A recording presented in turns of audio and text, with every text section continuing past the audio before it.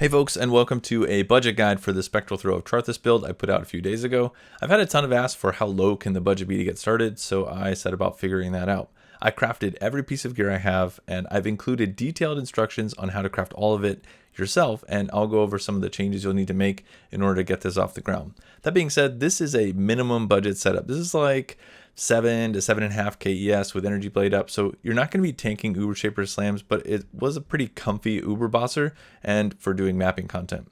I also probably wouldn't take this version of the build into like triple risk T17 setups because you're just not going to be durable enough, even with the on-block recovery and 58k evasion. But I did do a set of 20 16.5 maps with 3 risks and edifice to see how it would do, and while I used a portal occasionally to like turbo soul eater abyss mobs, I didn't brick any of the maps, so there's that. I've recorded some of the 16.5s I did, and this is what they look like.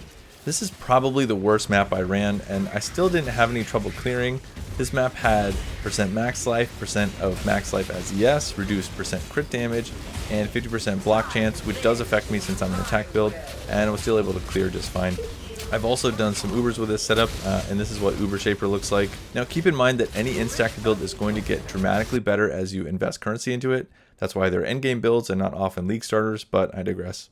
Now to get to this point, I spent about 75 divines, and that's at current prices. Most of this stuff is self-crafted, which is why I think it will be a little more resistant to price fixers. Some of the crafts are hella simple, so I'm not going to cover those, but some of them are a little more nuanced, and I'll go over them really quickly. But before we say anything, I want you to change your filter so that you see Lich's circlets, Necrotic Armors, Warlock gloves, and titanium spirit shields. Those 4 items, if you just have a bunch of them, makes this a lot easier, and buying them off of trade is painful, and they drop plentifully in maps. And it doesn't need to be eye level 86, they can be eye 84. Just fix your filter to make this a lot cheaper and easier on yourself. So let's start with the hat. First, you're going to gather 3 or 4 Lich circlets from the ground. Then you're going to go to A9, A10 vendor and buy all the hats that are eye level 68 through 70. It doesn't matter what they are, they just need to be the correct eye level. Then we're going to recombinate using the old unpredictable PoE 1 recombination, and will give us a Lich's circlet of eye level 75 to 79,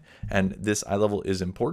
Don't skip doing this part. The next step is to get a pile of Essence of Spites, and then you're going to use them until you get one other decent ES roll, maybe like a T3 or a T2 of the flat, so that you can bench a second one, and ideally maybe like a low roll of res, although that's not super important. Then you're going to bench the other energy shield prefix. So if you had rolled % increased energy shield, you would bench a flat energy shield, and you should have filled the prefixes at this point, and you should have 1 open suffix. We're going to finish with Hunter Exalted Orb slamming, which is guaranteed % int because of the eye level. That's the only interesting suffix we can get. This is a neat craft I borrowed from the Whispering Ice guy. He uses this in his League Start guide, and it's a really great way to get a nice int hat without spending a ton of currency when you're getting started. Specifically, if we look for this exact hat on trade, it's going to be like 30 or 40 divines, which I think is insane given how easy it is to craft. The next thing I'm going to cover is the Necrotic Armor. Now, you're going to pick up like 10 or 12 of these off the ground, and I'm making a 3 mod Necrotic.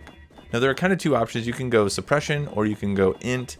I think after doing both of them and playing with them, I think I prefer suppression because it requires a lot more effort on the passive tree to get suppress capped. So, but do whatever you like there. We're going to alt spam them for T1 hybrid evasion ES, suppression or int, your choice, and T1 evasion, energy shield, and stun recovery. There's a regex that you can use to alt that's in the POB, and if you have more than 1 mod on an item, you're going to have to annul down to just the mod that you want. Next, we're going to gather all the prefix spaces and then bench plus fire res on them. The reason that we bench plus fire res, or really anything, it could be an attribute, but it needs a bench mod because it will save you a ton in dust.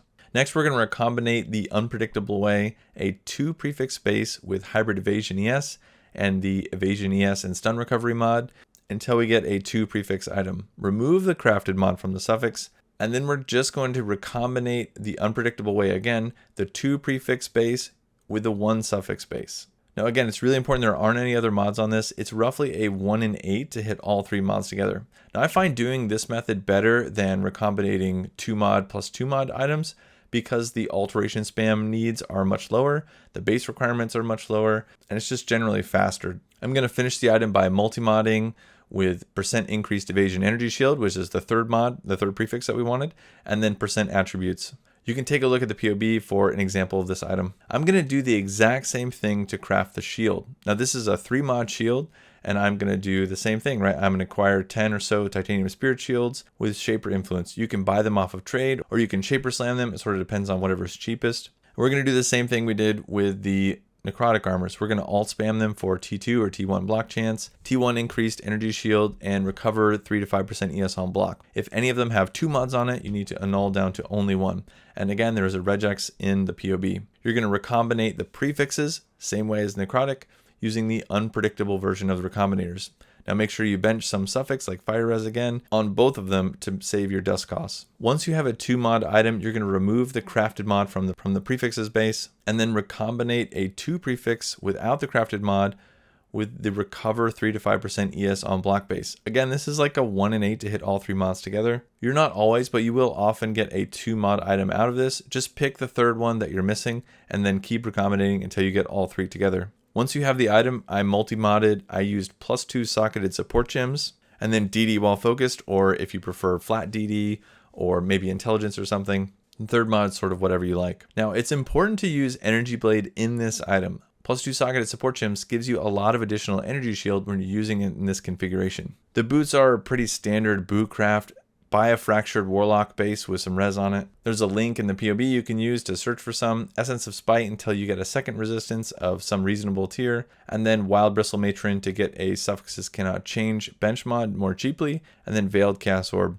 Make sure that if you didn't roll life on it, that you bench life. And you should be guaranteed to get Unveiled movement speed. I think this is like 99% guaranteed. I can't recall a time that it has ever failed so long as life has been benched or was present naturally on the item. And then I finished my boots with % increased ES. All right, the gloves are probably the question I've gotten the most, and I'm going to tell you how to craft them right now.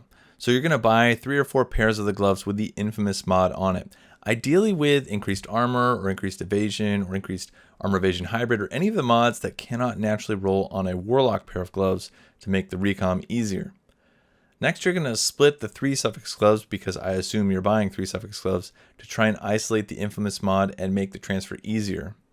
Next, you're going to alt spam a handful of Warlock gloves for T1 ES or T1 increased ES, and make sure that is the only mod on the glove. If you have more than that, if you also have a suffix, you're going to want to annul it. We're going to take advantage of the fact that the non-native modifiers cannot roll on a Warlock glove to guarantee that T1 ES or T1 increased ES on the final base. Next, we're just going to recombinate the unpredictable way the Warlock base with the infamous base. If you had increased armor or evasion or whatever as the only prefix on the donor, you are guaranteed to also have T1 ES as a resulting modifier on the Warlock base. Now for the budget version of this, I'm just Eldritch Exalting 2 times, hoping for another ES ideally, and then benchcrafting Intelligence. Now there are higher budget versions of this that you could make, but this should give you a very decent energy shield pool to get started with. Now the clusters are interesting. I think that it's probably easier and cheaper to just buy them. These on trade, the 12 passive clusters that have the 2 mods that I care about, which are Max Res and Intelligence, are somewhere in the 1 to 3 divine range on trade. You can craft these, it's actually not that hard. What you want to use is prismatic fossils with a 1 socket resonator to roll those 2 mods together. The reason that I care a lot about resistances is because instackers are suffix starved builds, and this is a great way to get a ton of resistance. The bases are pretty cheap, it's pretty straightforward to roll because there are only a handful of elemental tag mods on the item, and really you just want intelligence. Now energy shield or % increased effect are also nice to have, and you can find those on trade for reasonably cheap, but if you have to, you can roll them yourself too. The medium clusters, I would just buy off trade. I'm looking now, they're like 80 to 100 C. I'd recommend at least 1 with Set and Forget because trap trigger area of effect does feel really good. But you could do Surprise Sabotage too if you like. Either are fine. The RMR cluster is the exact same as the large clusters, right? You want res. I would just get the cheaper version of the RMR, like the eye level 83 or lower, 3 passive, and then spam prismatic fossils until you get a good tier of maybe max res and int. It shouldn't take that many. The other jewels I'm using in the build are an Impossible Escape around Conduit. This allowed me to get Master Sapper, True Strike, and Reflexes, which are all great fits for this build. I cannot remember, somebody recommended this to me and I feel terrible for not remembering and writing it down who it was, but thank you for the recommendation, this is great. And I am still using a Forbidden Flame and Flesh combo in here, although a different one than I use in my higher budget build. For this one, I'm using Deadly Infusion because you still get a lot of base crit and some increased damage per power charge. And these Forbidden Flame jewels are quite a bit cheaper than Ambush and Assassinate. Now for gems, I'm using basically 20/20 gems everywhere except for a level 4 Enhance, which I spent 7 divines on, and a level 21/20 Energy Blade, which is 2.5 divines right now. Now the downside of Energy Blade is significant, so mitigating it by improving the quality is a pretty big deal. And that's why I go through the links I did to get +2 socketed gems on the shield. Now this is not better than like a triple T1 prefix shield, but it is really, really close and much, much cheaper to make. Lastly, let's talk about jewelry. So the amulet, you have a few different options. And Eyes of the Great Wolf is great. I bought this one for 10 divines. However, I know that Eyes of the Great Wolves can be really volatile, and so I didn't use it in either the showcase or any of the other things in here. Just know that you can get something like this for about 10 divines right now. And will give you the most energy shield of any of the setups. The thing I actually used is a turquoise amulet, or it could be a lapis amulet. And all I did was Awakener Orb, % increased intelligence from Crusader with % increased damage per 15 int from Shaper. And then I benched non-channeling skills have -7 to total mana cost.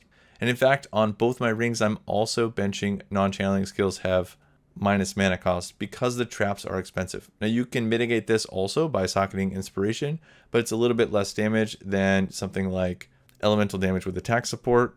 So you'd be giving up some damage if you don't have the prefix available to bench that.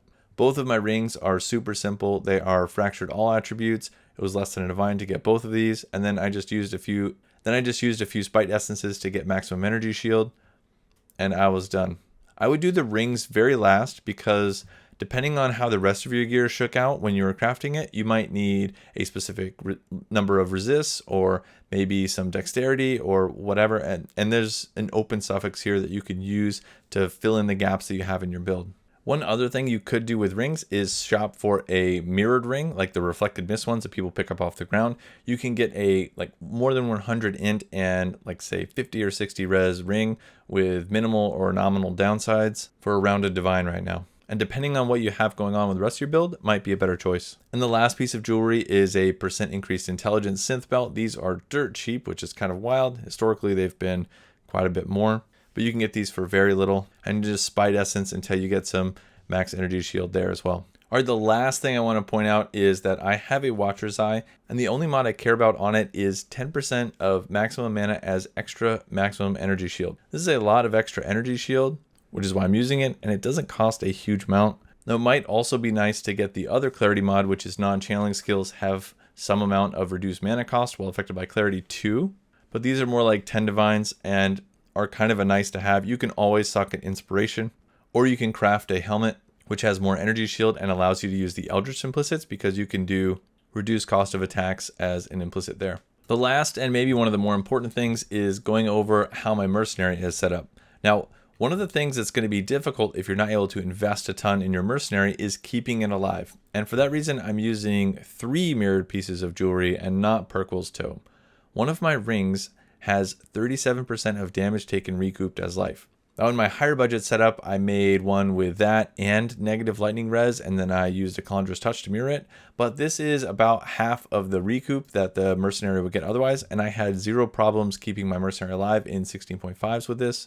And you can actually get a lot of minus lightning res on an amulet because most people are using the amulet slot for something else without having to invest a ton of currency.